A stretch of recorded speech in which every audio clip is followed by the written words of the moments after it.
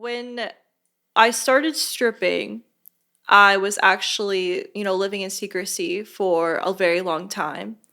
And the secrecy came from a part of me that I wanted to heal the relationship that I had with my family because to begin with, I already didn't have a good relationship. So as I was entering my early adulthood, I wanted things, to be good between us. And all of that began to fall apart around the time that I actually got my first breast augmentation. I was in Miami, Florida, and the club that I was working at was taking videos of me, which I consented to. Like, I was totally fine with being recorded and published, for social media presence because as, a younger stripper, like, it's really good to the ego to feel like desired or wanted or to be showcased, especially by a club, that you're working for. It makes you feel very validated.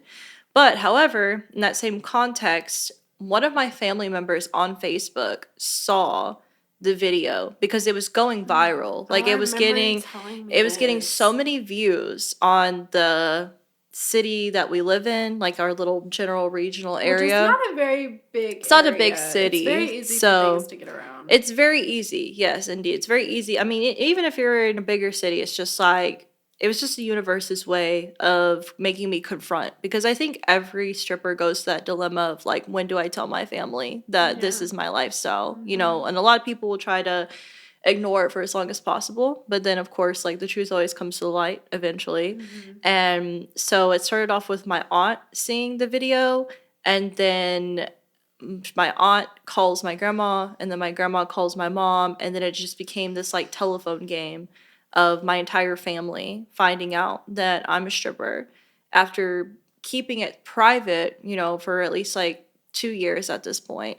And as I'm literally like laying in bed, recovering, I was like 3 days post op from my boob job. I literally had my entire family blow up my phone. Like, it was just like text messages, multiple phone calls, multiple voice messages. Like, it was so chaotic because I didn't even have like the energy, nor did I give a fuck about like responding to all of it.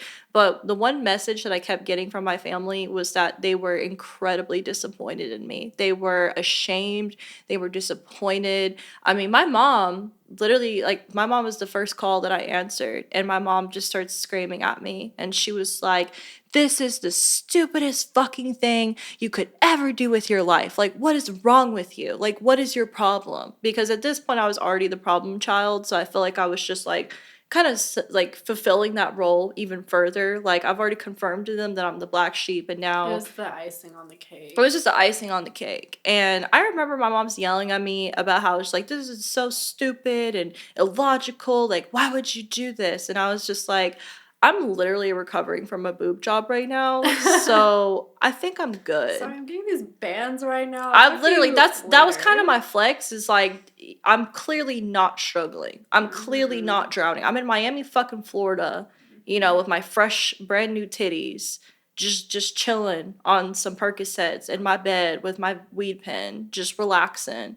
And these people who have these negative connotations towards what sex work was at their time period, like, now if I was a stripper in the 1980s or the 1990s, that was a whole different universe. Okay, like I almost said, but scratch that. Like, there's some clubs that are very iconic and we're known for very certain things, and that's just not how it is in today's world. Like, things have changed because there are new laws, there are new stipulations. So that's good to put that out there, just for the general public. Like, strip clubs are very different to how they used to be. But the fact that my family assumed that I was struggling, and the fact that their attitudes and their energy towards me went from being like happy for me for disappointed in me, like, it took many, many years for me to repair the relationship with my family for no reason. Like, it wasn't that I was struggling, it wasn't that I was depressed. I mean, I was depressed when I was a server. When I was working a normal job, I was severely depressed. I was abusing drugs and alcohol.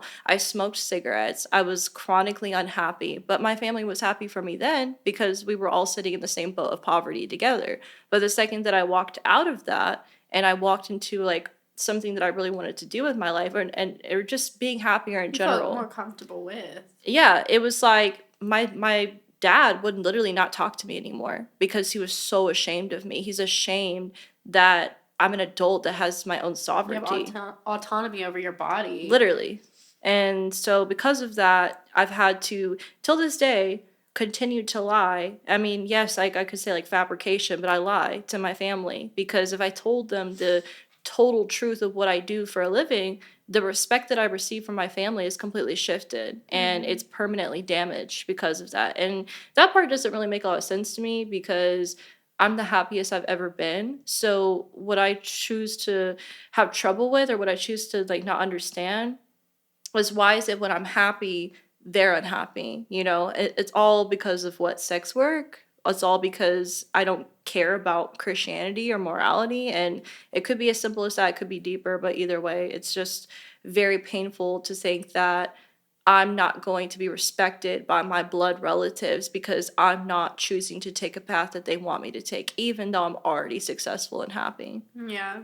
It's not about, well, I think it is about success, but there's something else to the core of it for sure. But when I started, I didn't have a relationship with my father. Like, we were not on speaking terms, and we still are not. Like, we were for a tiny bit there after I had started, but when I did start, I wasn't speaking to him. So, one, didn't care about his opinion. You know, you're not putting food on my plate, so it doesn't matter.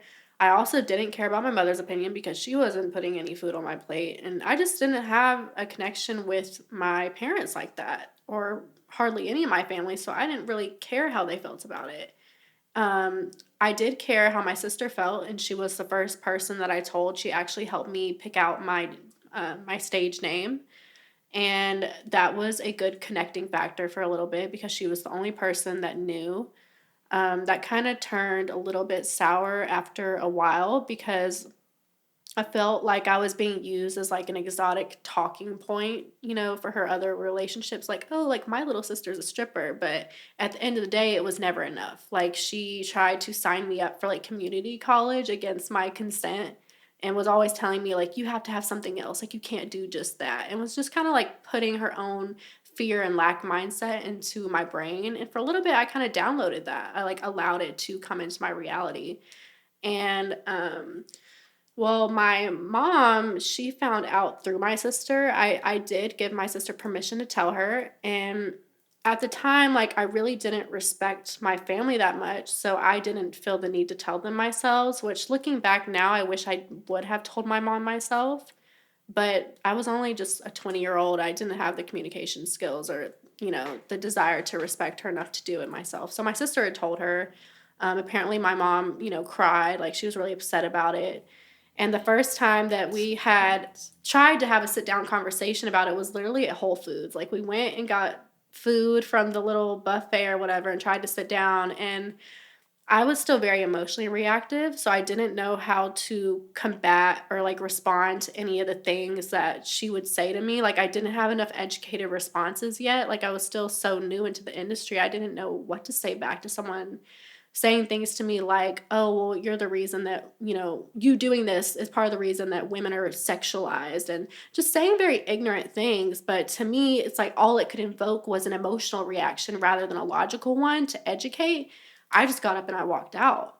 And it took a while for us to even be able to have any type of in depth conversation. Like, it's taken years to even like scrub the surface. And my dad came back into my life for a tiny moment, and I remember the first day, it was actually on my birthday, I think my 21st birthday.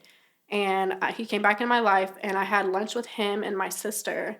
And my sister immediately was like, okay, are you going to tell him what you do? Like, she was really excited about it, which also made me kind of uncomfortable. But I was just like, oh, yeah, like, I'm a dancer, I'm a stripper. And he was like, oh, okay, like really surprised because I've been, you know, so quiet my whole life and been very shy. And he was like, oh, well, I can't say anything about it. You know, like, he knew his place, that he didn't have the space to say anything. And that was that with my parents. But then I also got ostracized from some things in my family. Like, once my aunt found out, she was the one that kind of held like the families together as far as holiday events went. I was not allowed at her home anymore. She had a lot to say about it, and it was against my consent for her to even know. Like, that was the one person other than my sister that I actually wanted to tell myself, and my sister took that opportunity away from me. The night before Thanksgiving, she called her and told her what I was doing and, all the things, and she took away my autonomy because my sister told me that I was gonna make the whole event about myself. If people were to ask me, they didn't want me to tell the truth about my life because I'm very honest and I'm not afraid to share my life experiences and what I'm doing for money. I don't care. If I'm going to do it, I'm going to put my heart into it and I'm going to be 100% about it. I'm not going to shy away from the truth. And my family felt very threatened by that. They did not like that at all. So I got pushed and cast to the side to where I didn't have my own voice. Yeah, just I don't know. I think there's just in our personal upbringing, especially being Southern women, like In the Bible Belt. the Bible Belt, Yeah. like I just vividly remember my grandma calling me crying because she was like, "You're gonna go to hell. Like you are Yeah, going she to told you that burn." literally. Like I was told, like it's so funny because it's like, okay, at this point, I'm fine with that because if me having autonomy with my sexuality is the most evil thing I can do, I'm okay with that. I'm very much okay with that. And also, it's just like, I don't care about any incel, misogynistic mindsets that like women are supposed to be this and women are supposed to do that. Like, at the end of the day, you know, it's just like you have to do what makes you happy. And if you're living in a way that serves other people, then you're going to lead yourself into darker pits of depression and sadness that sex work is not going to bring to you. But at the same time, sex work's not for everybody. And one person's negative experience with sex work is somebody else's triumph. So, it's just an individualized experience. And I don't know. I think it's just crazy that parents have such a or not even parents, like friends, family, they like we both talked about how I lost a lot of my friends like once I became a stripper. Like Yeah, I did all too. of the artsy, the open-minded, liberal The woke, friends, the quote woke friends unquote. I had, they all fell like flies away from me because like once I started like genuinely enjoying it, like once I got really into it, they would just the air of judgment and They're repression that intimidated by it it. goes all the way down to like the Christian culture of just like women are not supposed to be open about their sexuality. We're not supposed to know our bodies. We're not supposed to love ourselves. And I say that very controversially because it's true. Like as women, we are not supposed to like ourselves. We are supposed to be subservient. We're supposed to be self-hating. We're supposed to be needy. We're supposed to be fulfilled by one man who controls us and how we think and how we feel and how we act. And if you start to walk away from that mindset, it just makes every single other person around you like immensely triggered. And I think perhaps that is like the spiritual purpose of sex work is to remind, not only men, but no, not only women and men that your relationship with your sexuality is completely individual and it has nothing to do with outside perception or really anything. I don't know. It's just I'm just trying to wrap my mind around that, like the idea of like your mom crying because I had that same reaction from my family too, and I'm like, I wonder what they're I'm like, oh, thinking. this is so dramatic. But My I also when like they get it. when people around you realize you have sex, Oh my oh no. God. The I child that I mean, created through sexual intercourse is also now old enough to have sexual it's just intercourse or even be viewed as yeah. sexually. I mean, it's just I mean. But as far as the friends thing goes, I did notice once I started dancing, like a lot of my friends thought it was super cool. They were all very supportive of me being in the industry, but I noticed like after people started seeing physical evidence that I was elevating, not only because I finally had the money to like take better care of my appearance, be able to afford the things I wanted, be able to just yeah, just like I was more physically abundant. And I could tell that a lot of people were intimidated by that. And I've never been the type to not share with my friends. Like, I love to spoil people close to me, I love to put people onto opportunities. Like, it was never about hoarding anything. I think just the fact that when you don't have something, most people think that once someone close to them has something, it becomes very intimidating and off putting. But for me, it's like when somebody close to me has more than quote unquote, more than I do, then I get inspired by that because I'm like, oh, the closer, person has that to me, the closer it is to me, the closer it is on its way to me. But a lot of people don't have that mindset. They're so stuck in their lack. Yeah, you're not gonna And get that in this a lot modern of people started society. putting like space between me and them because it made them feel a type of way. I guess it made them feel a little bit inferior that they weren't like physically having that evidence for themselves yet. And I hated that so much because I noticed that I was starting to no longer be invited to things with my friends.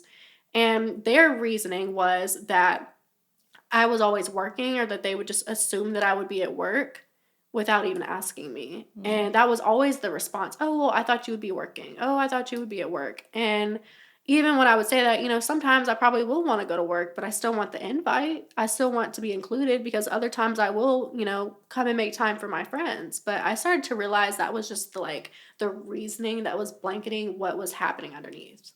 Yeah. And I just had to let it happen. You have to let people have their process. But it's like on the other side of that is that the relationships and the networking you create within like sex work is going to create like relationships that are going to last for an extremely long time because you're finally becoming, I guess, attuned or aligned to people who not only have had similar experiences to you, but also similar ideologies, like similar traumas, and that's like the whole point is like once you enter it, you lose the people who thought you had relatability to, and you find people who have really or that really fit like the pieces that are missing inside like your soul and your body. Like I have relationships that have lasted many years thanks to the journey that I've taken with sex work. So yes, it's like you're going to have to lose a lot of people, but the relationships that you gain and that, you come into alignment with are going to propel you so much further as long as it's the right journey for you. Like if you're finding yourself in a place where you're not happy or you're creating more negativity than positive experiences, then sex work is definitely not for you. But Mm-hmm. for certain individuals, like it's going to be the thing that opens those doors of opportunity and opens like connection, community. Like I have more of a community now than I ever did before. And I think that's just because like we have to protect each other, we have to look out for one another, we have to be each other's sisters, mothers, parents, like all of the pieces that get lost in the mix, like that's like Mm-hmm. what the relationships gain from it provide. So I don't know, but besides all that, the one messy topic I think a lot of people are like really curious about is like how sex work affects like romantic relationships and like Yeah. yeah, Yeah. but because I think that's the one thing that people, or at least even in the club, people ask me that all the time. They're like, so what does your boyfriend think of this? What does your husband Oh think of my this? Whatever assumptions they make gosh. about me, they're just like, or when I was in a relationship, I was very honest with people in the club about that. And I'd tell them like, well, I'm dating somebody, and they're like, so what does he exactly think of Do you have an this? open Yeah, relationship? there's a lot of curiosity because it's like before I was a stripper, I was in a relationship and the person that I was dating at that time was very adamant about me not being a stripper. Like he was okay with us being poor. He was okay with us struggling, but he was not okay with the idea of me having like sexual autonomy and making money off of it. So I left him and So, ended that. yeah, I ended that. And if someone asked me if like, oh, do you regret that? I'm like, why would I regret that? Just why? Why would I regret that relationship? He didn't like someone who loves you is not going to want to control you. Someone who trusts you is not going to need you under their watch. And so whenever I talk to like baby strippers or just really anybody who's like, oh, I would love to get into this, but my partner, my boyfriend, whatever, like they're just not comfortable with that. And I was like, it's time for you to get out of that relationship. It's time for you to end Well, that. the way that I feel about that is that it's okay for people to have their boundaries. It's not for Mm, everyone to be able to date a sex worker. It's really not. It yes. takes a very strong person to be able to do so. And I think that's okay that everyone has their values. However, I don't think it's right to get involved with someone that's already in the industry and then suddenly have a problem with it. I mean, I think it's important to communicate your feelings, and feelings will arise about it. I feel like that's inevitable, but to try to control someone once you already knew what they were about is not cool. And even if like someone's in a situation where they're already in the relationship and they want to, you know, step their feet into the industry. I think that's, a type of conversation you have to have with your partner, but it does go back to like a control factor. Like, does your partner love you? Do they trust you? Like, is that trust there? And if that foundation isn't there, then of course it's not going to work. Yeah, I just feel like I was thinking of the phrase, it's very iconic where people say like you can't turn a hoe into a housewife. And I think Mm-hmm. that's a really funny phrase because the It thing is funny. is like, do you have what it takes to be with a sex worker? Like if you want to take a sex worker out the industry, are you going to provide something more for her than what the industry has given her? Because I feel like I've heard that story a lot with people where they'll be Mm-hmm. like, "Oh, this guy met me at a club, and then we fell in love, and we created a relationship, but then he didn't want me to be in the club anymore." And it's like I respect that, but what is he bringing to the table to provide for you that the industry didn't? Because Exactly. no one's going into the industry because they're just bored. Maybe some, but for a lot of people, this is an act of survival. This is an Mm-hmm. act of, you know, there's really not, I mean, yeah, there's just nothing else to that other than it's just We're providing for survivalism. ourselves, like Providing, what are you yeah, if you don't want me doing this anymore and I'm okay with not wanting to do it anymore, what are you going to do to help me not do it anymore? yeah. I think that's a good question to lay out there because, like, of course, like it's alluring to be attracted to like a stripper or a cam girl, someone who has that type of magic. But you have to ask yourself, what do you bring into their life to take them, out of that particular industry? Yeah, a lot of people do, I have noticed, have fantasized about being with a sex worker. Like, oh, I want to be with a sex worker because she's gonna do all this and that in bed. She's gonna be Mm-hmm. so great to be with. It's just like a very like like Like the, fetishization yeah. thing going on. But like, what would you say is like one of the biggest issues that you've had in like your current relationships or like the past maybe like couple years Mm-hmm. with sex work? Like what do you think is something that's like been recurring with that? Just, well, the first word is trust. Mhm. That's the first word that comes to my mind. And the second thing would be that men interpret what I do as personal pleasure. Yeah, that was such an issue for Like me. people have this like idea that I enjoy being a stripper because I enjoy like entertaining people, dancing on people, getting naked for people. Like Being touched that's by just random that's people. the job description. That's what it entails. That's what it takes to make the four-figure nights. That's what it takes to be successful in the industry. But it's also not the key to why I do it. The key to why I do it is because, yes, simply the money, but also the freedom and the knowledge that it gives me. Because I'm not just taking off my clothes, I'm doing so much more than that. So Mhm. many roles are being fulfilled, actress, therapist, makeup artist, model, dancer, performer, acrobatic, like everything under the sun. So I take my job and what I do for a living as an opportunity for me to go in a million different directions in my life. And if you can't get down with that, then obviously, it's just it's taking finding someone who will. Right.